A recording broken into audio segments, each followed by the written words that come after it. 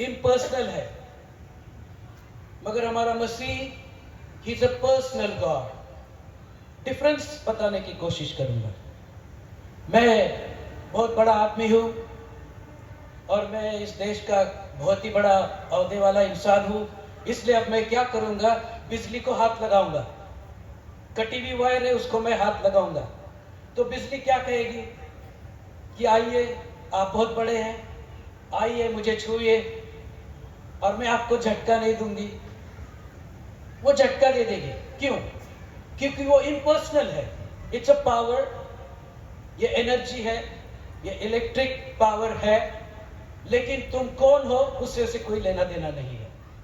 Train निकट आ रही है, उसे कोई लेना देना नहीं है भीड़ कितनी है, उसने आना है, लोग उसमें चढ़ जाने हैं, जिसने चलानी है वो ले जानी है। लेकिन हमारा मसीह निकट है, तो क्या उसके पास एक्साइटमेंट है हमारे पास आने की? तो इस बात की तरफ मैं आपका ध्यान खींचना चाहूंगा। प्रभु का आना एक पर्सनल आना है, ना केवल इंतजार करने वाले उसकी तड़पन में आत्मा के साथ इंतजार कर रहे हैं, लेकिन वो भी हमारी तरफ आने की इच्छा रखता है, बहुत इच्छा रखता है। इतनी इच्छा रखता है कि रोज पिता की तरफ देखता होगा और कहता होगा कि पिता, क्या मैं जाऊं? और पिता कुछ नहीं बोलते होंगे। कभी कभी मैं अपने आप को काल्पनिक स्वर्ग में ले जाता हूं कि वहां क्या हो रहा होगा। प्रभु यीशु मसीह कहते हैं, मुझे नहीं मालूम समय क्या है, इसलिए उनकी आंखें किसकी तरफ होगी? जो कहेगा कि जा, और तूने उन्हें निकलना है। हमारे प्रभु यीशु मसीह की आंखें पिता परमेश्वर पे है। त्रिएक परमेश्वर की आंखें आपस में एक दूसरे के ऊपर है। एक हमारे साथ है, एक हमारे साथ है पवित्र आत्मा, जो उसके इंतजार में है। उसे भी नहीं मालूम कब आना है। उस इंतजार, उस बात को हम कहते हैं कि निकट है। ये जो निकट शब्द है, इसका सीधा रिश्ता समय से है।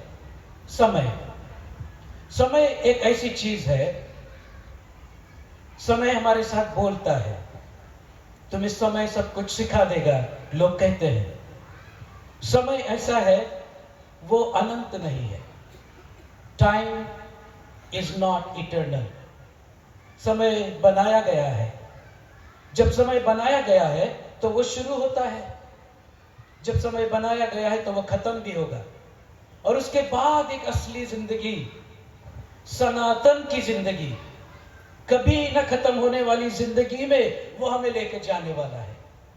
तो वो जो switch off and switch on है, तो केवल स्विच ऑफ ही है। उसके बाद तो हम इटर्निटी में होंगे, अनंत काल में होंगे।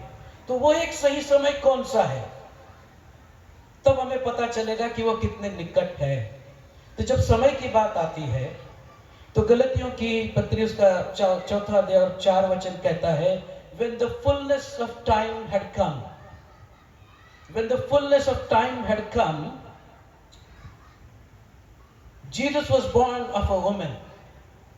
जब समय की पूर्तता हुई तो एक स्त्री के द्वारा एक बालक उत्पन्न हुआ। प्रभु यीशु मसीह इस दुनिया में आए लगभग 2025 साल पहले। फिर एक सवाल उठता है,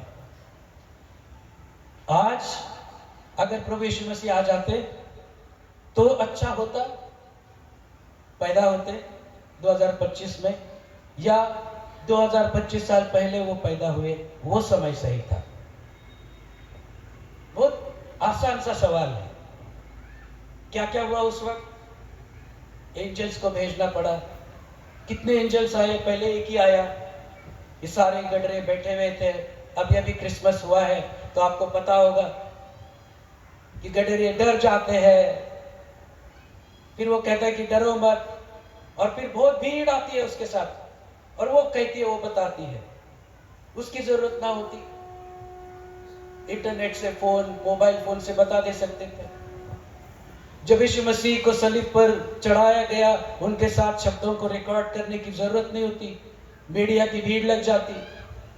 तो भाई सही समय 2025 साल नहीं था, सही समय ये था। अगर इस साल प्रभु यीशु मसीह आते तो इतनी झंझट नहीं होती, इतने सारे इवेंजलिस्ट को पेमेंट नहीं देना पड़ता, इतने सारे पादरियों को ट्रेन नहीं करना पड़ता, कोई भी ऐरा गैरा उठता व्हाट्सएप पे डाल देता और सारी चर्चाएं शुरू रहती।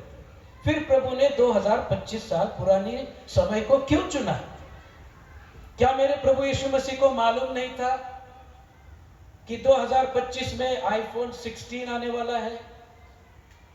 क्या मेरे प्रभु यीशु मसीह को मालूम नहीं था कि यह दुनिया बहुत सुंदर होने वाली है, 380 वाला हवाई जहाज बनने वाला है? और इन सारे सवालों के जवाब समय देता है।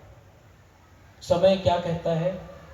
परमेश्वर कहता है कि यह समय केवल उसके आने का, पहले आने का नहीं, दूसरे आने का भी उसी में इंक्लूडेड है। इसीलिए उसको 2025 साल पहले आना पड़ा और तभी लिख के रखना पड़ा कि देखो, धीरज रखो, क्योंकि उसके आगमन का समय निकट है। आपको क्या लगता है, ये जिन्होंने लिखा है, याकूब ने लिखा है या पतरस ने इसे सुना है या फिर वहां के चर्च के लोगों ने इसे सुना है, वो कहते कि समय निकट है, तो वो समय निकट है, वो क्या समझे होंगे उस बात को? क्या उन्होंने ये समझा होगा कि अगले साल तक तो भैया अपना जाना है यहाँ से, बैग वैग पैक रखो, या फिर चिंता ही मत करो, स्वर्ग ही जाना है शायद? क्या उनको ऐसा लगता था कि तुरंत ही जाना है? जब प्रभु यीशु मसीह का रिजरेक्शन हुआ, पुनरुत्थान हुआ, वो मौत से बाहर जब आए, तब एक चर्चा थी चेलों में कि जब आप वापस आओगे तो कौन कहाँ बैठेगा, मैं क्या करूंगा, मुझे कौन सा मंत्रालय मिलने वाला है, मैं कौन सा मंत्री बनने वाला हूं। वो चर्चा थी, लेकिन उस चर्चा को प्रभु यीशु मसीह ने बहुत अच्छे से दूर कर दिया था मरने से पहले। इसलिए हर एक के दिल में, उसके हर एक चेले के दिल में अब कल का दिन नहीं था। बहुत ध्यान से अगर परमेश्वर का वचन पढ़ा जाए तो वो हमें बताता है, प्रेरितों के काम में एक वचन लिखा गया है, प्रेरितों का काम लूका ने लिखा है, और वो जब वचन हम पढ़ते हैं तो वो सारी चीजें हल्की हो जाती है। ऐसा लगता है कि इन लोगों को, याकूब को, जब वो लिखता है कि आगमन निकट है, वो कल की बात नहीं सोच रहा था। यकीन के साथ मान लो कि वो 2000 साल की भी बात नहीं सोच रहा था।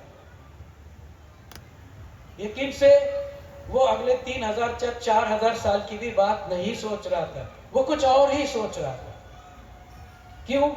क्योंकि उसको, उसके एक दूसरे साथी ने, लूका ने, जब वो बुक ऑफ एक्ट्स लिखता है, प्रेरितों के काम को लिखता है, वो उसने जो लिखा है वो आपस में वो बात करते हैं। उन्होंने एक दूसरे से ये चीजें बताई होगी, सुना होगा कि ऐसा ऐसा है, आपको क्या लगता है?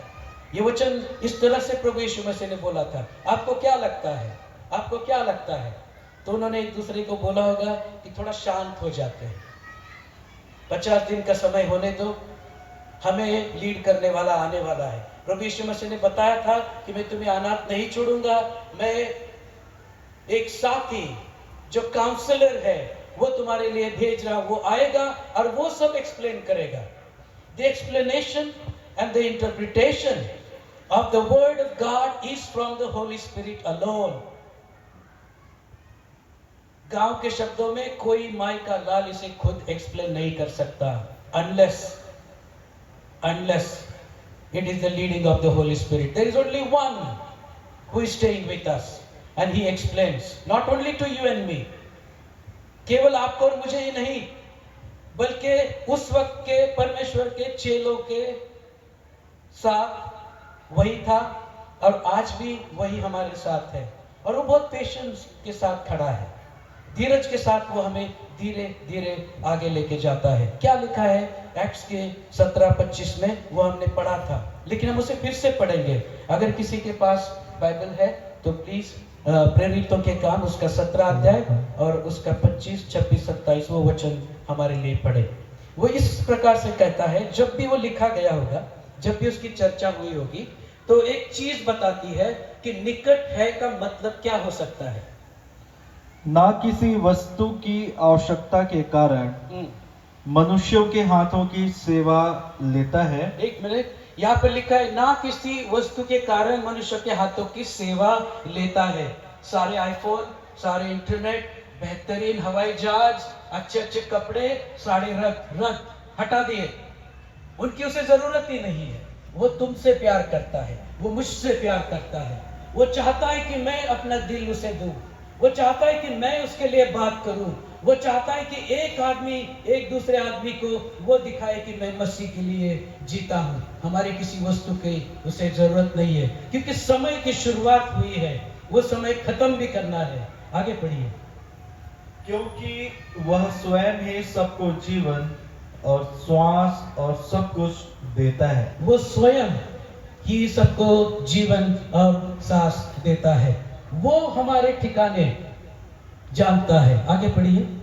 उसने एक ही मूल से मनुष्यों की सब जातियां सारी पृथ्वी पर रहने के लिए बनाई हैं। उसने एक ही मनुष्य से, आदम से, मनुष्य की सारी जातियां पृथ्वी पर रहने के लिए बनाई है।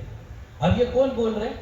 ये कौन लिखता है? लूका लिख रहा है। इसका मतलब उसके साथ जो कुछ भी लोग उसके साथ होंगे, उसके चेले, सब इस बात को जानते हैं।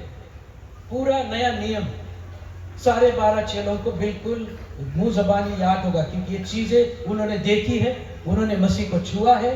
और देवर दी अपोस्टल्स, वो उनका क्वालिफिकेशन था। कौन अपोस्टल बन सकता है? जिन्होंने मसीह को देखा है, छुआ है, सुना है, उसके साथ बैठ के खाना खाया है।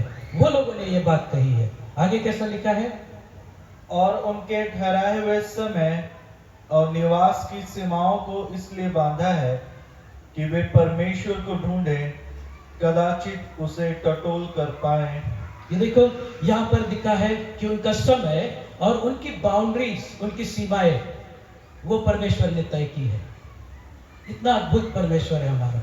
और कैसा है?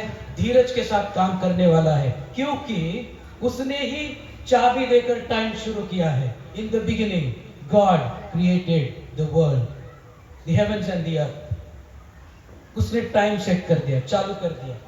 और वो एक जमाना आने वाला, एक समय आने वाला है जिसके हम बहुत निकट है, वो वहां के उसे बंद करेगा। और वो बंद कैसे होगा? The time Jesus comes back to the earth, time is off, we enter into the eternity. It's a very simultaneous project, एक साथ होने वाला है। इसमें कोई समय नहीं बीतने वाला। अरे अरे अरे, आपने सुना प्रभु यीशु मसीह? नहीं नहीं नहीं, हम उसे देखेंगे, हम उसके साथ होंगे। ये जो सीमाएं उसने बांधी है, ये जो समय उसने बांधा है, उन सीमाओं और समय में जब इंसान पैदा होता है तो वो उस दायरे में पैदा होता है। उसका एक कारण है। और लूका क्या लिखता है? उसका कारण क्या है? तो भी वह हम में से किसी से दूर नहीं, या क्योंकि हम उसी में जीवित रहते और चलते फिरते और स्थिर रहते हैं। जैसा तुम्हारे कितने कवियों ने भी कहा, हम तो उसी के वंशज हैं। ये खूबसूरती है। जब हम कहते हैं कोई चीज हमारे लिए बहुत निकट है, उसका रिश्ता समय से है। वो समय परमेश्वर ने शुरू किया है। वो समय सबका है, सबको वो समय थोड़ा थोड़ा बटा हुआ है। जितने हम यहाँ पर बैठे हैं, सबको थोड़ा थोड़ा समय बटा हुआ है, थोड़ा थोड़ा समय दिया है। उसी में उन्होंने परमेश्वर को जानना है। लूका में जो हमने पढ़ा 17, 25, 28 से 28 तक, तो यही है। जैसे समय दिया गया, अब उसे तुम जानो, अपने जगह पे चले जाओ, बैठ जाओ, कब्र में लंबी नींद सो जाओ, क्योंकि आपका समय अब खत्म हो गया है। और उन सब के निकट एक समय का बहुत बड़ा गोला, उसके निकट परमेश्वर आ रहा है। मैं दानियल की एक स्टोरी बताना चाहूंगा। दानियल का 7वां अध्याय बहुत ही प्रभावी है। अगर आप दुनिया की हिस्ट्री को जानना चाहते हैं तो आप दानियल की किताब थोड़ी ध्यान से पढ़े, 7 से 13। सुंदर है, बहुत सुंदर है। उसमें वो कहता है, फिर मैंने एक छोटा सा पत्थर देखा। उससे पहले बहुत मूर्ति देखी उसने। पहला बहुत बड़ा राज, दूसरा, तीसरा, फिर कहते एक छोटा सा कंकर देखा। वो रोल होके आता है, बहुत बड़ा बन जाता है और उस मूर्ति को चकनाचूर कर देता है। कई लोगों ने कहा है कि जितने भी बड़े राज इस दुनिया में हुए, उन सब के ऊपर ये पत्थर भारी पड़ा। उन सब के ऊपर इतना भारी पड़ा कि उसने सबको चकनाचूर कर दिया। और वो कौन था? वो परमेश्वर का राज का पत्थर था। जो किसने रोल किया था? वो परमेश्वर प्रभु यीशु मसीह के नाम से वो रोल हुआ था, और आज वो राज करता है। प्रभु हमारे ऊपर राज करता है। मुझे बहुत दुख होता है जब लोग अपने इतिहास को भूल जाते हैं। मेनानाइट चर्च के मेरे भाइयों बहनों, पासवान लोगों, अधिकारियों, अगर आप जो आर्टिकल्स लिखे हैं उनको अगर भूल आप जाएंगे तो आपको मेनानाइट क्यों कहे? अगर मैं कहता हूं कि मैं डॉक्टर हूं, किसी को इंजेक्शन लगा सकता हूं, मेडिकल से किया है, लेकिन मैंने कभी वो किताब नहीं देखी कि कैसे इंजेक्शन लगाते हैं, वो किताब नहीं देखी कि क्यों लगाते हैं, वो किताब नहीं देखी कि कौन सा औषध उसमें भरना है, वो किताब नहीं देखी कि कहां से सिरिंज मिलता है, सुई कहां से मिलती है। तो आप लोग मुझे क्या कहेंगे?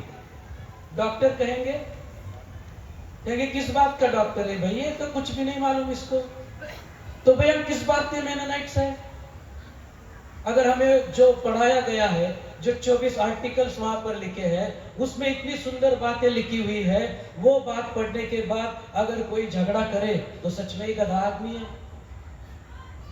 हम उसे भूल गए हैं, और जब हम इतिहास को भूल जाते हैं तो हम अपनी ही मर्जी लेके चलते हैं, हम अपनी ही मर्जी से आगे जाना चाहते हैं, और हम उस पर बहस छेड़ देते हैं कि ये डिनोमिनेशन ऐसी है, ये डिनोमिनेशन वैसी है, जब हमें खुद का ही पता नहीं है। परमेश्वर कहता है अपने समय का सदुपयोग करो। उन चेलों ने जो लिखा, उसके बाद उन चेलों के जो आगे चेले हुए उन्होंने कमेंट्रीज लिखी। मेनानाइट के चेलों ने बाद में मेनानाइट के जो आर्टिकल लिखे, वो बहुत सुंदर है। अगर हम उसे भूल जाते हैं तो फिर हमारा हर्ज वही है, हमें नाम से लेना है। काम मत देखो तुम हमारा कि हम कौन है। मेरा कहने का मतलब ये नहीं है कि हम सारे ही किसी को भी कुछ भी नहीं मालूम, ये नहीं कह रहा हूं, लेकिन मैं ये जरूर कह रहा हूं कि हम भूल सकते हैं बहुत जल्दी। अच्छी बातों को भूलने में ज्यादा समय नहीं लगता। समय, जिसने समय को समझ लिया वो परमेश्वर के प्रभु यीशु मसीह के आने की निकटता को समझ जाता है। जिसने समय को समझ लिया वो कल उसे क्या करना है उसे समझ जाता है। जिसने समय को समझ लिया वो गलत जगह पर नहीं फंसता। जिसे समय समझ में आया उसे परमेश्वर समझ में आया। समय बहुत कीमती है।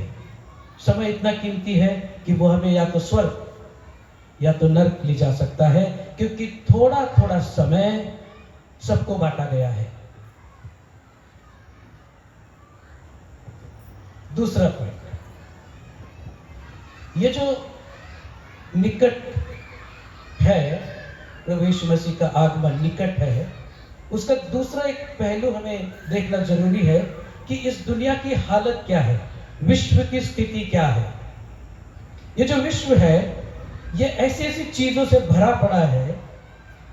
जो विदेश जाते हैं, जैसे कोई अगर बर्मा गया होगा, भूटान गया होगा, नेपाल गया होगा, श्रीलंका अगर गए होंगे आप, पाकिस्तान अगर आप गए होंगे कभी, जब विदेश हम जाते हैं तो हमें पता चलता है कि देश में हो क्या रहा है, किस देश में क्या चल रहा है। और वो जो चर्चाएं चल रही है उसके समझ में आने के बाद हमें पता चलता है कि ये सब चीजें देखने के बाद पता चलता है कि मेरे प्रभु का आगमन बहुत नजदीक है, निकट है। अब ये जो बोल दिया मैंने, और एक सवाल पूछूं कि क्या लगता है आपको दुनिया की तरफ देखकर, कौन सी ऐसी बात आपको बताती है कि उसका आगमन निकट है? तो बेशक बहुत सारे लोग एक सवाल का जवाब ऐसे देंगे कि दुनिया में अभी ये हलचल मची हुई है कि सब जगह युद्ध चल रहा है। सुना होगा आपने। जब भी आप युद्ध की बातें सुनोगे तो शायद अंत आने वाला है, प्रभु यीशु मसीह आने वाला है। तो उसके लिए एक वचन पढ़ते हैं। आइए, एक दूसरा वचन जो हमें इस बात को थोड़ा सा हिलाएगा। मत्ती रचित सुसमाचार उसका 24वां अध्याय और 6वां वचन सुनिए क्या कहता है, ध्यान से सुनिए। मत्ती 24 वर्स 6। तुम लड़ाइयों और लड़ाइयों की चर्चा सुनोगे। एक मिनट रुक जाना, वही बात हो गई। दुनिया की तरफ तुम देखोगे, दूसरे देश में जाके आ जाओगे तो तुम लड़ाई की बातें सुनोगे शायद। आगे बढ़िए। तो घबरा न जाना। तो क्या करना? घबरा ना जाना। लेकिन जो प्रचार होता है वो क्या है? जब भी तुम लड़ाई की बातें सुनोगे तो क्या समझना कि प्रभु का आना निकट है, चलो जल्दी करो, मतलब घबरा जाओ सारे। आगे। क्योंकि इनका होना अवश्य है, परंतु उस समय अंत ना होगा। ओ बाप रे, ये वाली बात कोई नहीं पढ़ता। जब भी आप लड़ाई की बात सुनोगे, वॉर की बात सुनोगे, उस वक्त क्या लिखा है आखिरी में? कि नहीं होगा लिखा, राइट? पढ़िए फिर से। तो घबरा न जाना, क्योंकि इनका होना अवश्य है, परंतु उस समय अंत ना होगा। उस समय अंत ना होगा। तो सबसे बड़ी चीज प्रभु के निकट होने की, उसके आने की, उसके आगमन की जो लोग चर्चा करते हैं कुछ चर्चेस में, और आपने भी सुना होगा कि जब तुम युद्ध की बात सुनोगे तो समझ लेना कि मैं आ रहा हूं। लेकिन होते कि नहीं, लोग अधूरा वचन पढ़ते हैं, उसी को लेके भागते हैं। पूरा तो पढ़ो। अरे भाई रुक तो, आगे तो पढ़। तो ठीक है, ये लड़ाई वड़ाई या क्या है? What is war? मैं आपको बताता हूं क्या है वॉर। दो तरह के युद्ध है, दो तरह के, और बहुत खतरनाक है, इसे हल्के में मत लीजिए। पहला युद्ध है, एक इंसान दूसरे इंसान से लड़ रहा है। पूरे युद्ध, दुनिया के जितने भी युद्ध हुए हैं, वो एक इंसान दूसरे इंसान के साथ लड़ रहा है।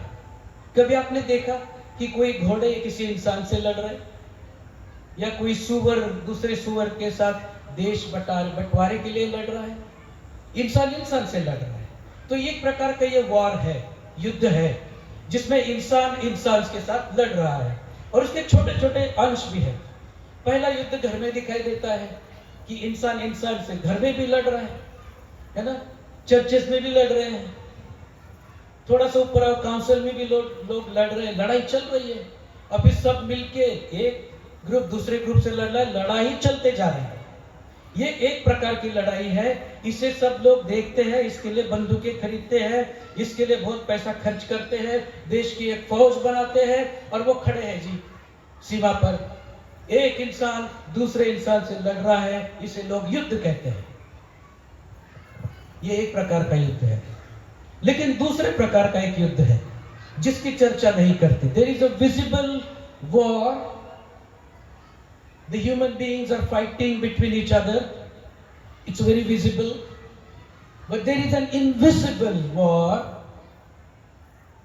that we need to look into, जो दिखता नहीं है, और वो बहुत खतरनाक युद्ध है। उस युद्ध को मत भूलिए। वो कैसा युद्ध है? वो युद्ध अगर हमने समय को नहीं पहचाना तो आपको नहीं पता चलेगा कि ये कौन सा युद्ध है, और कौन से युद्ध के निकट आगमन प्रभु यीशु मसीह का हो चुका है। वो युद्ध ये है कि वो अब इंसान इंसान के साथ लड़ाई नहीं कर रहा है। अब धोखा मत खाइए। अब इंसान उस लड़ाई में इंटरेस्टेड नहीं है। अब इंसान बड़ी बड़ी तोहफे खरीदने में, एटम बॉम्ब खरीदने में इंटरेस्टेड नहीं है। अब इंसान परमेश्वर के साथ लड़ने में तैयारी कर रहा है, लिटरली।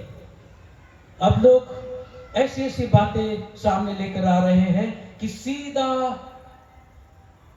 वार परमेश्वर पे है।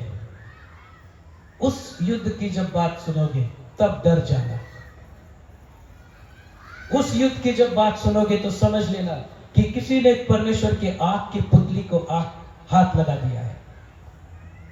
उस वक्त समझ जाना कि अब मुझे मेरे कपड़े अच्छे से पहनने होंगे, और मुझे इंतजार करना होगा, क्योंकि उसके आने का समय निकट है। कैसे पता चलेगा? बहुत सारी बातों में जब परमेश्वर के खिलाफ इंसान काम करता है तो वो एक दूसरे से झूठा प्यार करता है। वो झूठा प्यार कैसे करता है? तुम्हारी जरूरत क्या है? तुम्हारी जरूरत क्या है? रोटी, कपड़ा, मकान, ठीक है, हम आपको दे देंगे।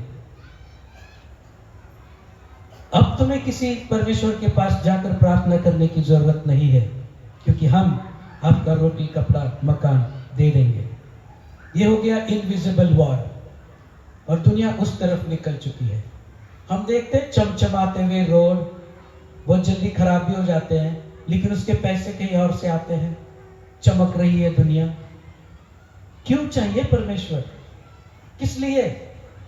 जब परेशानी होती तभी तो मांगते हैं आप कि ये प्रभु यार कुछ गड़बड़ हो गई, दुआ करते हैं कि सब मेरे लिए दुआ करो, मेरे लिए दुआ करो, मेरे लिए दुआ करो। एक एक एक बहन है, बेटी है, प्रिया पाटिल उसका नाम है। पिछले बार भी मैंने उसके बारे में बताया था। एक दिन मैंने उसे फोन करके बोला कि प्रार्थना के विषय में तुम क्या सोचती हो? तो कह रही थी कि किसी के लिए प्रार्थना मत करो, तुम उन्हें आलसी बनाओगे। मैंने कहा यार, मैं भी लगभग वहीं पे था, वैसे ही सोच रहा था।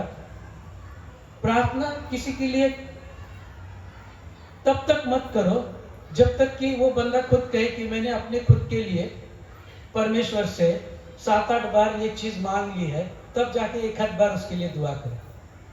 लोग क्या करते हैं, समस्या उनकी और काम पे आपको लगा देते हैं कि हमारे लिए दुआ करो। अरे भाई, समस्या उनकी है और ये लोग फास्टिंग कर रहे हैं। What is the connection? क्योंकि इनकी सुनेगा परमेश्वर, इनकी नहीं सुनेगा, क्योंकि ये बहुत गिरे हुए हैं। परमेश्वर के नजर में तो दोनों एक है। अगर ये गिड़गिड़ाए, अपने पापों की माफी मांगे, तो याकूब कहता है उसकी दुआ सुनी जाएगी। कुछ गलत शिक्षाओं ने प्रार्थना को भी डिवाइड कर दिया है। करनी चाहिए एक दूसरे के लिए प्रार्थना, लेकिन इतनी नहीं जितनी वो खुद अपने लिए करे। पहले अपने लिए प्रार्थना करो, समझाओ अपने दिल को कि मेरी क्या कमजोरी है, तब हमें विश्व की बातें समझ में आएगी। विश्व में हमारा ठिकाना क्या है वो समझ में आएगा। और तब ये जो चर्चा होती है ना, हम उठाए जाएंगे, फिर सताव आने वाला है, फिर दूसरा आगमन होगा, पहले पता नहीं क्या होगा, ये सारी चर्चाएं हट जाएगी। You will be prepared to receive Christ. He will be very close to you. Lo I am with you, he will say. मैं तुम्हारे पास हूं, मैं तुम्हारे निकट हूं, मैं निकट आ चुका हूं, मेरे आने का समय निकट है। ये समझ में आने लग जाएगा। क्योंकि जो चिन्ह हमें दिए जाते हैं दुनिया की तरफ से, उनको हम गलत समझते हैं। तो ये तो विश्व की हालत है। विश्व की हालत के बाद व्यक्तिगत रूप से हमारे कितने निकट परमेश्वर है, ये बात भी सोचना बहुत जरूरी है। अब उसके दो चीजें मैं यहां पे बताना चाहूंगा। व्यक्तिगत रूप में कोई भी चीज बहुत लंबी हो जाती है, ये जैसे बल्ली है यहाँ पे या लकड़ी है, वो कितनी लंबी कितनी ऊंची कर सकते हैं आप इसे। एक हद आएगी तब ये झुक जाएगी, ये गिर जाएगी। मेरा रिश्ता मेरे प्रभु के साथ बहुत अच्छा है ना। मैं पाप नहीं करता, मैं पता नहीं क्या हूं, पूरा दिन मैं परमेश्वर के ध्यान में लगा रहता हूं। तो ये क्या हो गया, ये बल्ली बढ़ रही जी। ये जो लकड़ी है, ये आदमी को लकड़ी समझ लीजिए, वो खुदा में बढ़ रहा है। It's a vertical growth hitting into the sky, but it will bend because it doesn't have the base. Applied mechanics में इंजीनियरिंग का एक सब्जेक्ट था, काफी सारे सब्जेक्ट में वो भी मेरा बहुत फेवरेट सब्जेक्ट था, अप्लाइड मैकेनिक्स। उसमें वो सेंटर ऑफ ग्रेविटी ढूंढने का एक कैलकुलेशन होता है। तो कोई टेढ़ी बिल्डिंग बनाता है, आप अगर लंदन जाएंगे तो नदी के किनारे एक बिल्डिंग ऐसी झुकी हुई है, गोल है, ऐसी झुकी हुई है, जानबूझ के टेढ़ी बनाई है, लेकिन इसका सेंटर ऑफ ग्रेविटी उन्होंने अप्लाइड मैकेनिक्स से बिल्कुल सेंटर में रखा है, इसीलिए वो झुकी हुई है। वो centre of gravity and the other side of the measurement of that building is equal to the height. जितनी आपकी ऊंचाई है उतनी आपकी विड्थ भी होनी चाहिए। इसका मतलब है अगर मैं 1 इंच कुछ ऊंचा बनाता हूं और 1 इंच उसको अगर चौड़ा बनाता हूं, तो उसके खड़े रहने की गारंटी 100% है। अगर मैं 10 फीट कुछ लंबा बनाता हूं और 10 फीट वाइड बनाता हूं तो उसकी खड़े रहने की गारंटी 100% है, according to the applied mechanics and the centre of gravity. अगर मैं कुछ 10,000 फीट लंबा और 10,000 फीट आसमान में ऊंचा बनाऊंगा तो वो भी नहीं गिरेगा, उसकी centre of gravity will save it. क्या बताना चाहता हूं मैं? जब तक तुम्हारे रिश्ते एक दूसरे में मजबूत नहीं होंगे, तुम परमेश्वर में 1 इंच भी नहीं बढ़ सकते। You cannot grow in the Lord if you hate your brother. छोटे बच्चे बैठे थे यहाँ पे, और जिसको पहला बख्शिश मिला है उन्होंने 15 मिनट कुछ 42 सेकंड में वो सारे अध्याय के वचन पढ़ लिए। मैं सुन रहा था वहां से बैठ के। उसमें एक था जो अपने भाई को प्यार करता है ना? It's a love one another, love one another. जिसको तूने देखा है उससे तू प्यार नहीं करता, और जिसे तू देख नहीं सकता वो कहता है मेरे निकट है, तेरा आगमन निकट है। परमेश्वर कहता है मैं तेरे पास हूं। Understand your time. तुम अपने समय को तो समझ ले कि तुझे मैंने कहा रखा है। पहले जिसके साथ तू प्यार कर सकता है उससे कर, फिर उतना ही प्यार मुझसे कर तो तू आगे बढ़ेगा। दी horizontal growth is very important for vertical growth. अगर कोई कहता है कि मैं प्रभु से प्यार करता हूं, बाकी मेरे लिए छातुर मातुर है, तो ऐसा नहीं हो सकता। That is not accepted. टूटने वाला है वो। व्यक्तिगत रूप से निकट होना परमेश्वर का मतलब है व्यक्तिगत रीत से मैं अपने भाई से, मैं अपने बहन से प्यार करूं। We must love one another. और उसके एक कंपास है, उसका एक पैरामीटर है। वो पैरामीटर क्या है? कैसे मैं मेरे भाई से प्यार करूं? उसके लिए परमेश्वर ने 10 आज्ञाएं दी है। मुझे पूरी 10 आज्ञाएं पालनी है, लेकिन मैं एक आज्ञा नहीं पालता, या समझ लीजिए कि मैं 10 की 10 आज्ञाएं नहीं पालता। तो जॉन कैल्विन कहते हैं, वो कहते हैं कि ये जो आज्ञाएं हैं इनको ऐसी की ऐसी उठाओगे तो बोझ बन जाएगी। ऐसी कैसे उठाओ और मैं आज के बाद ये सारी आज्ञाएं मैं पालने निकल चुका हूं तो ये तुम्हारे लिए बोझ बन जाएगी। प्रभु यीशु मसीह क्या कहते हैं कि वो रखो, मेरा जुआ उठाओ, वो हल्का है, वो सहन योग्य है। कैल्विन जी कहते हैं उसका मतलब ये है कि ये जो 10 आज्ञाएं हैं उठा लो, लेकिन 3 तरह से उनका इस्तेमाल करो। कभी कभी जब मैं 10 आज्ञाओं के ऊपर प्रचार करता हूं तो उसमें एक प्रचार मेरा ये है कि परमेश्वर कहता है 10 आज्ञाओं में कि तू चोरी ना करना। तो एक बच्चा है, गरीब है, रोटी नहीं है और वो रोटी चोरी करता है। अब वो कहता है कि प्रभु तू मुझे बता, अगर मैं ये रोटी ना चुराता तो मैं भूखा रहता, तो तू चाहता है कि मैं भूखा रहूं। दूसरा उदाहरण, कोई है, एक लड़का है, उसे एक लड़की बहुत अच्छी लगती है, उससे वो शादी करना चाहता है, लेकिन वो हाँ नहीं बोल रही है, इसलिए वो उसे मारने की कोशिश करता है। वो फिर भी उससे मजबूत है, वही उसे मार देती है। फिर वो कहीं भी जाके कहीं पर भी शादी कर देता है। फिर वो कहता है कि ये तो शादी नहीं है, बस ऐसे ही है, तो दैट इज एन अडल्ट्री। तो फिर वो उसको सवाल का जवाब ये है कि भाई प्रभु जी, मैंने किसी को पसंद किया, अब तुम कह रहे हो कि अडल्ट्री मत करो, अब ये परेशानी मेरी, तुम क्या समझते हो?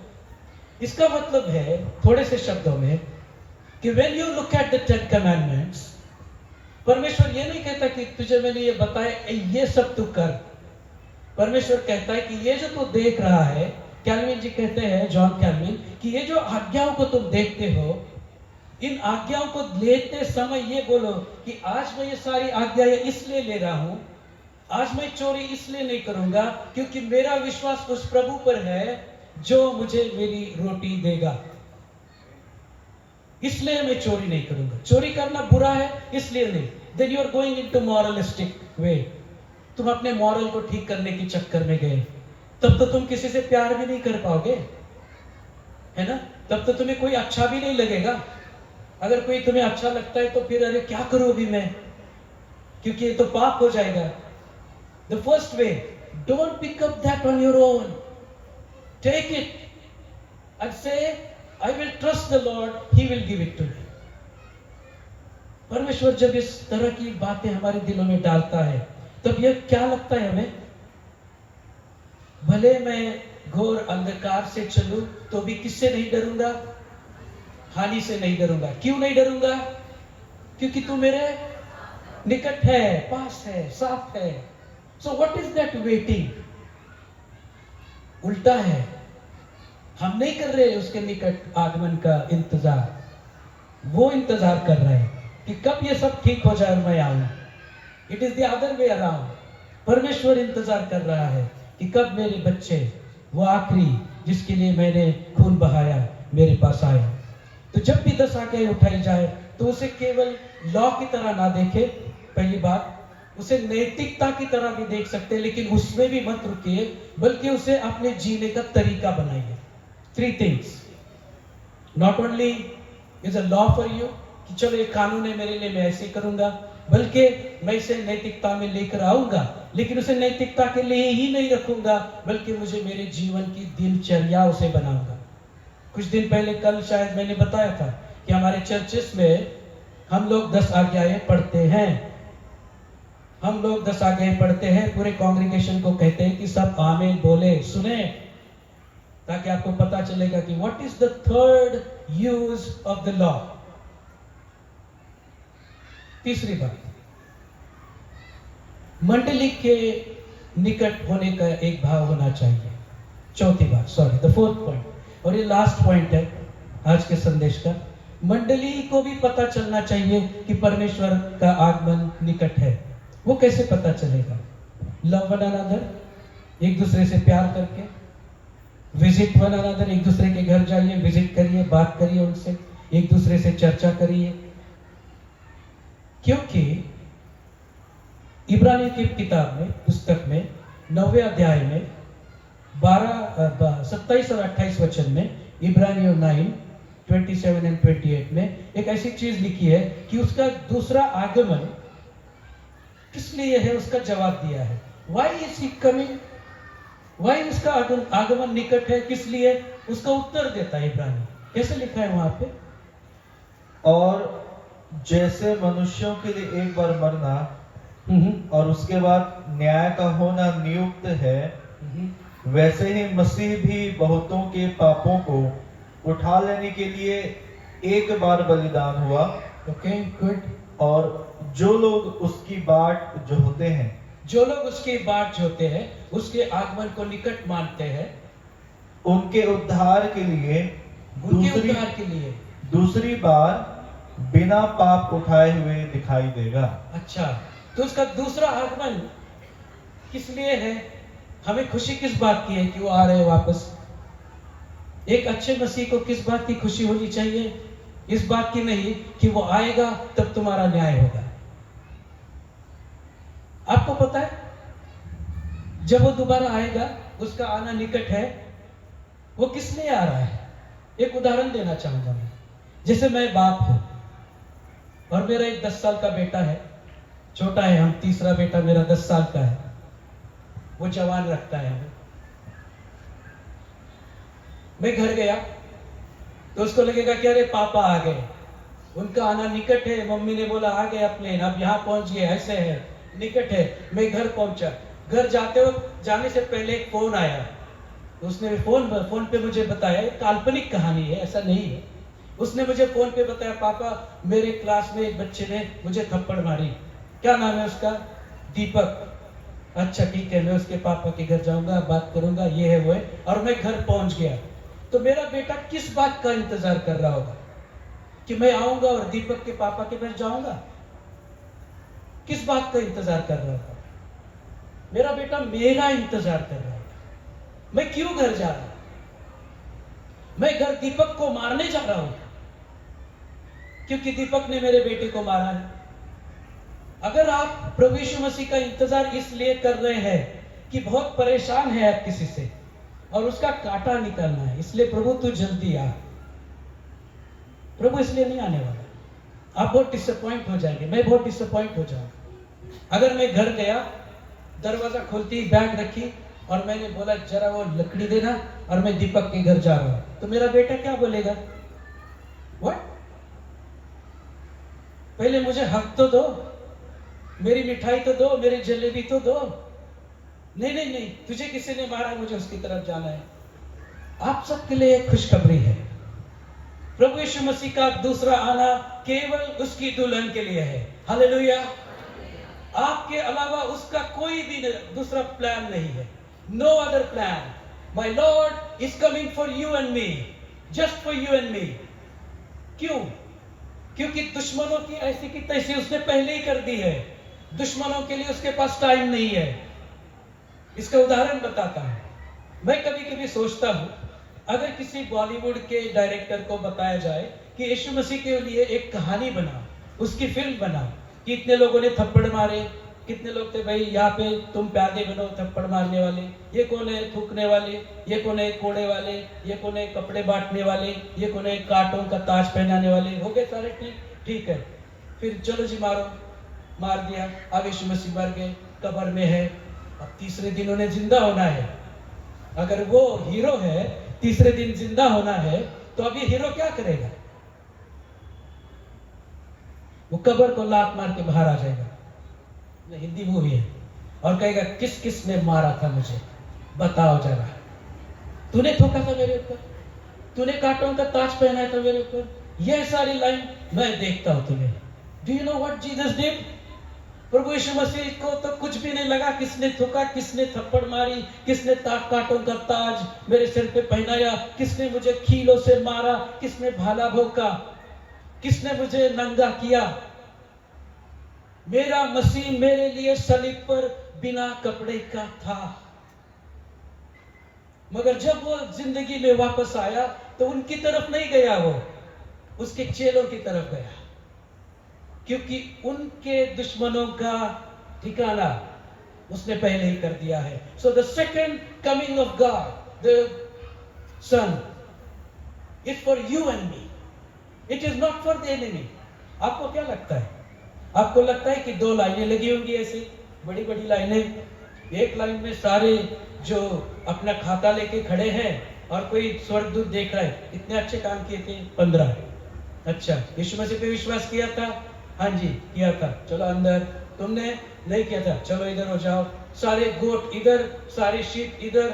ये जो पिक्चर है हमारे पास, हम एक पैराबल से उठाते हैं, गलत इंटरप्रेट करते हैं, ऐसा नहीं होने वाला। There is not going to be any queue, क्योंकि जितनों ने उसे नकारा उनको तो उसके दूसरे आगमन के आने का आनंद भी वो नहीं देगा।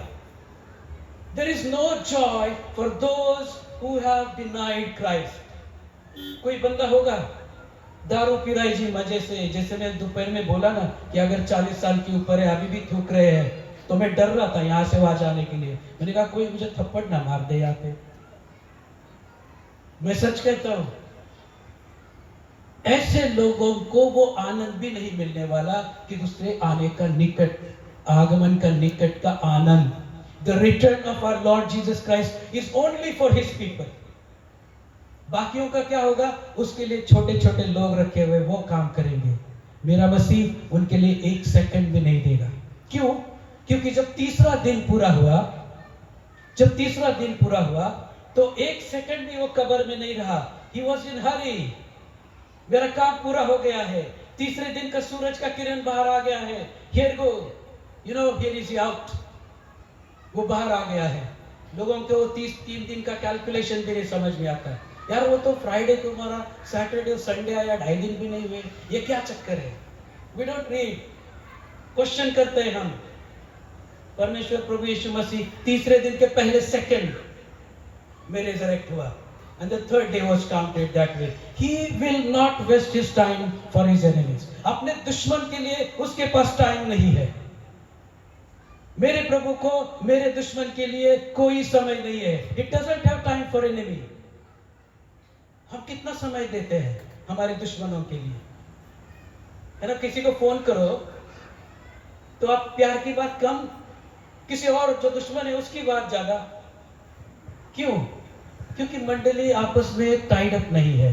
मंडली को अभी भी लगता है कि जब प्रभु यीशु मसीह आएगा तो वो मुझे नहीं, मैं तो सेकंड हूँ, पहले सारे दुश्मनों को इकट्ठा करेगा, उनको जेल्स में डालेगा, अग्नि में, तब बोलेगा कि चलो भाई काम हो गया, कहाँ गए मेरे लोग, चलो मेरे साथ स्वर्ग में।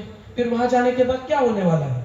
वहां जाने के बाद ऐसा होने वाला है, दरवाजे में सारे हम लोग आ रहे, आप सब हैं वहां पे, वहां मैं रहूंगा, वहां तुम रहोगे, आनंद से वहां सब आ रहे जी। और दिव्यदूत स्वर्गदूत ऐसे खड़े हैं दोनों लाइन में, वहां एक चेयर रखी हुई है, पिता के दाहिने हाथ प्रभु यीशु मसीह बैठे हुए।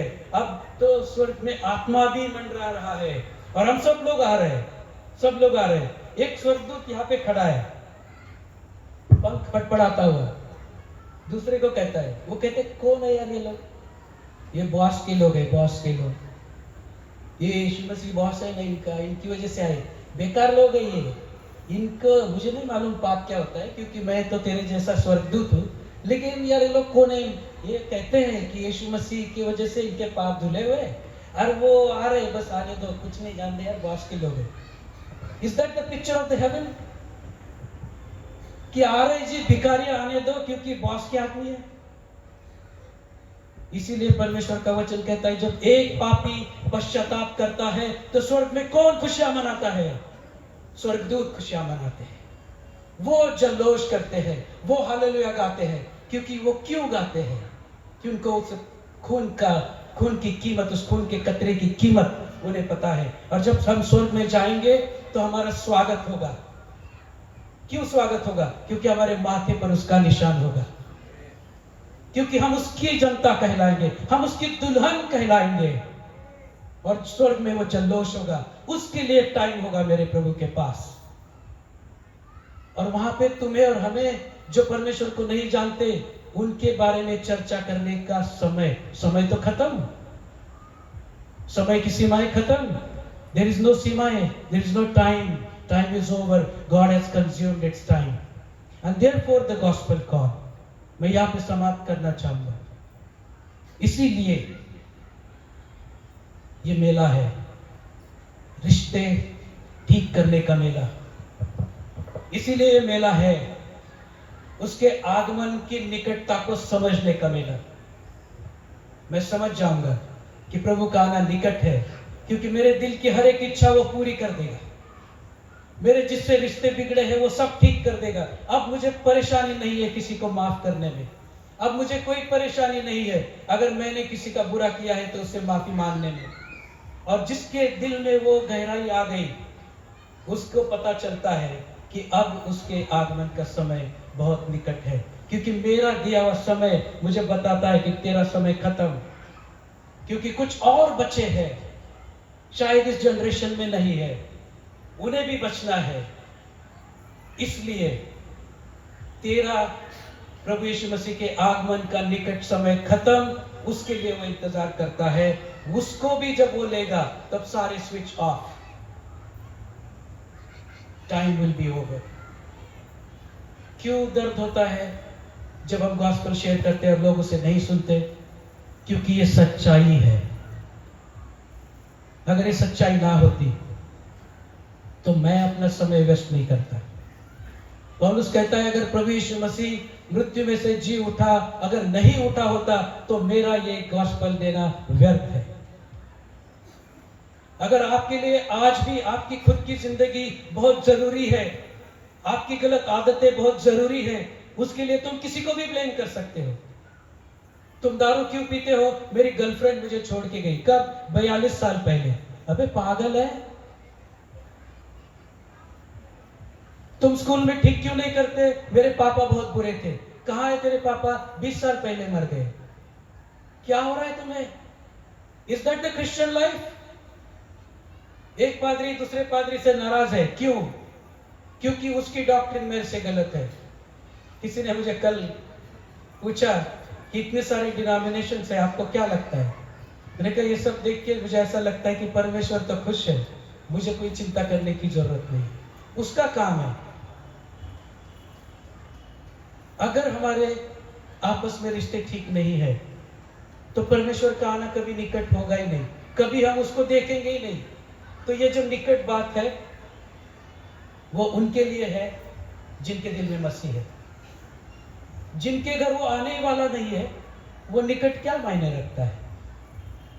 जिनके घर वो जाने ही वाले नहीं है, तो वो फोन करके पूछेंगे कहां तक पहुंच गए। वो बोलेगा हु आर यू, मैं तुझे नहीं जानता। अरे प्रभु जी, मैं वो तेरे नाम से भूत वगैरह निकालता था। तो बोलेगा अच्छा ठीक है, तेरे घर नहीं आ रहा हूँ, तेरे लिए निकट आगमन तेरे लिए नहीं है, ये मेरे लोगों के लिए, मेरी दुल्हन के लिए है। ठोक ठोक के बजाने की जरूरत है, गॉस्पेल कॉल की जरूरत है, जीवन में रिपेंटेंस की जरूरत है, रिश्ते सुधारने की जरूरत है। और मैं चाहता हूं कि इतना समय आप सबने दिया, हम सब ने दिया, इतने पैसे खर्च हुए होंगे, अगर उद्धार इससे नहीं बटोर कर हम ले गए तो क्या हासिल किया हमने? अगर मैंने उद्धार ही नहीं उठाया, मैं क्या उठा के लेके गया? एक और झगड़ा, तो फिर मैंने क्या कमाया? You gain everything and lose your spirit, lose your soul, lose your life. Then what do you gain? We gain nothing. और इसलिए जब भी इस बात को पढ़ोगे, तुम भी धीरज धरो और अपने हृदय को दृढ़ करो, क्योंकि प्रभु का आगमन उनके लिए निकट है जिनके घर वो आ रहा है। हालेलुया, वो आपके घर आ रहा है। मैं दरवाजा खटखटा रहा हूं, मैं तुम्हारे साथ अंदर आना चाहता हूं, मैं तुम्हारे साथ खाना खाना चाहता हूं, तुम मेरे हो। अगर किसी को तुमने कहा कि मैं तुमसे प्यार करता हूं, तुम मेरे हो, तो वो बंदा सब कुछ देने के लिए तैयार हो जाएगा। Jesus has said that to you, तुम मेरे हो और तुम्हारे घर आने का आगमन का समय निकट आ गया है। आइए हम प्रार्थना करें। प्यारे प्रभु, फिर एक बार आपके चरणों में आते हैं, आपकी तारीफ करते हैं प्यारे परमेश्वर। किस मेले में ये आपने मौका दिया कि हम अपने टूटे हुए रिश्ते को आपसे जोड़ सके, जिनके रिश्ते अच्छे हैं वो और मजबूत हो सके, क्योंकि अब हमें पता है कि आने वाला कहीं और नहीं, दुश्मन को मारने के लिए नहीं, वो अपनी दुल्हन के लिए आ रहा है और हमारे साथ आत्मा भी आपका इंतजार करता है। इसीलिए हम सब लोग मिलकर कहे, मेरे पीछे कहे, आ प्रभु आ, आ मेरे प्रभु आ। और उसी प्रभु के नाम से इस प्रार्थना को मांगते हैं, आमीन।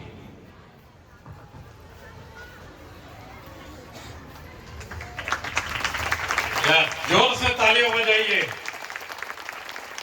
प्रभु को महिमा मिले। आइए हम अपने जगह पर खड़े हो जाएंगे। हमारे मेला अध्यक्ष के जरिए से जो आशीष वचन है हम ग्रहण करेंगे।